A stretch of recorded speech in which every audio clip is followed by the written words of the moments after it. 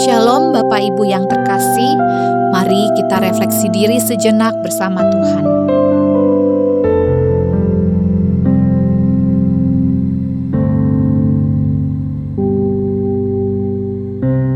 Firman jadi manusia, diam di antara kita. Ada hidup terang bagi manusia, Engkau datang bagi kepunyaanmu. Firman jadi manusia, diam di antara kita. Ada hidup terang bagi manusia, Engkau datang bagi kepunyaanmu.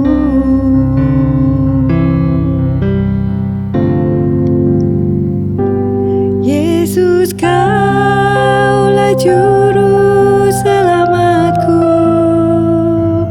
Ku akui Kau Tuhan bagiku. Kau terang bagi saat gelapku. Kau pintu bagi setiap jalan. Firman Tuhan pada malam hari ini terambil dari Matius 12 ayat 46 sampai 50. Ketika Yesus masih berbicara dengan orang banyak itu, ibunya dan saudara-saudaranya berdiri di luar dan berusaha menemui dia. Maka seorang berkata kepadanya, "Lihatlah, ibumu dan saudara-saudaramu ada di luar dan berusaha menemui engkau." Tetapi jawab Yesus kepada orang yang menyampaikan berita itu kepadanya, "Siapa ibuku? Dan siapa saudara-saudaraku?" Lalu katanya sambil menunjuk ke arah murid-muridnya, "Ini ibuku dan saudara-saudaraku. Sebab siapapun yang melakukan kehendak Bapa-Ku di sorga, dialah saudaraku laki-laki, dialah saudaraku perempuan, dialah ibuku." Keluarga. Biasanya kita memahami istilah ini sebagai hubungan dengan orang-orang yang sedarah, memiliki nama keluarga atau rumah yang sama. Namun dalam kehidupan sehari-hari, saya sering melihat bahwa kedekatan sejati tidak selalu lahir dari ikatan biologis, melainkan dari nilai dan komitmen yang dijalani bersama. Bahkan dalam pelayanan dan persekutuan, ada rasa kekeluargaan yang tumbuh karena kita berjalan di arah yang sama. Dalam Matius 12 ayat 46 sampai 50, ketika ibu dan saudara-saudara Yesus datang mencarinya, Yesus tidak menolak mereka, tetapi ia memperluas makna keluarga. Ia menunjuk kepada murid-muridnya dan berkata, "Barang siapa melakukan kehendak Bapa-Ku yang di sorga, dialah saudaraku laki-laki, saudaraku perempuan, dan ibuku." Yesus mengajarkan bahwa kedekatan dengannya tidak dibangun oleh garis keturunan dari ikatan biologi saja, tetapi oleh ketaatan kepada kehendak Allah.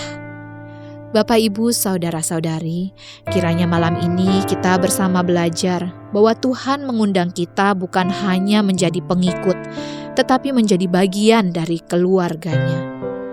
Ketika kita memilih taat, mengasihi, dan hidup dalam kehendak-Nya, kita sedang masuk dalam relasi yang lebih dalam dengan Kristus dan sesama.